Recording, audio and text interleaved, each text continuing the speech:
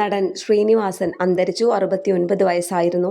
എറണാകുളം തൃപ്പൂണിത്തറ താലൂക്ക് ആശുപത്രിയിലായിരുന്നു അന്ത്യം. ആരോഗ്യനില വഷളായതിനെ തുടർന്ന് ഇന്ന് രാവിലെയാണ് ആശുപത്രിയിലെത്തിച്ചത്. അഭിനയം, സംവിധാനം, തിരക്കഥ തുടങ്ങിയ സിനിമയുടെ സമസ്ത മേഖലയിലും പ്രതിഭ തെളിയിച്ച വ്യക്തിയാണ്. കഴിഞ്ഞ കുറച്ചു വർഷങ്ങളായി അസുഖബാധിതനായി ചികിത്സയിലായിരുന്നു.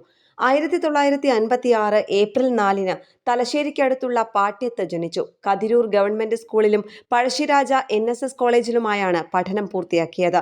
പിന്നീട് മദ്രാസിൽ ഫിലിം ചേംബർ ഇൻസ്റ്റിറ്റ്യൂട്ടിൽ നിന്നും സിനിമാഭിനയത്തിൽ ഡിപ്ലോമ എടുത്തു. പ്രശസ്ത സിനിമാ നടൻ രജനീകാന്ത് സഹപാഠിയായിരുന്നു.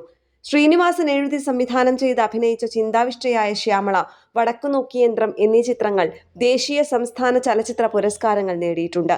1977 PA ബക്കർ സംവിധാനം ചെയ്ത മണിമുഴക്കം എന്ന ചിത്രത്തിലൂടെയാണ് സിനിമാ രംഗത്തേക്കുള്ള കടന്നുവരവ്. 1984 ഓടരുതമ്മാവ ആളറിയാം എന്ന സിനിമയ്ക്ക് കഥയെഴുതി. വിമലയാണ് ഭാര്യ. മക്കൾ വിനീത് ശ്രീനിവാസൻ, ധ്യാൻ ശ്രീനിവാസൻ. മികച്ച ഡബ്ബിംഗ് ആർട്ടിസ്റ്റ് കൂടിയായ ശ്രീനിവാസൻ വിൽക്കാനുണ്ട സ്വപ്നങ്ങൾ, ഒരു മാടപ്രാവിന്റെ കഥ, KG ജോർജിന്റെ മേള എന്നീ ചിത്രങ്ങളിൽ മമ്മൂട്ടിക്ക് വേണ്ടിയും ഒരു മുത്തശ്ശി കഥ എന്ന ചിത്രത്തിൽ തമിഴ് നടൻ ത്യാഗരാജനു വേണ്ടിയും ശബ്ദം നൽകി. സന്മനസ്സുള്ളവർക്ക് സമാധാനം, TP Balagopalan MA, Gandhinagar, second street, Nadodikkattu, Thalayana Manthram, ഗോളാന്തര വാർത്ത, ചമ്പക്കുളം തച്ചൻ, വരവേൽപ്പ്, സന്ദേശം, ഉദയനാണ് താരം, മഴയത്തു മുൻപേ, അഴകിയ രാവണൻ, ഒരു മറവത്തൂർ കനവ്, അയാൾ കഥയെഴുതുകയാണ്, കഥ പറയുമ്പോൾ തുടങ്ങിയ ഹിറ്റ് ചിത്രങ്ങൾക്ക് തിരക്കഥയൊരുക്കി. സത്യനന്ദിക്കാട് സംവിധാനം ചെയ്ത ഞാൻ പ്രകാശനാണ് ശ്രീനിവാസൻ ഏറ്റവും ഒടുവിൽ തിരക്കഥയെഴുതിയ ചിത്രം.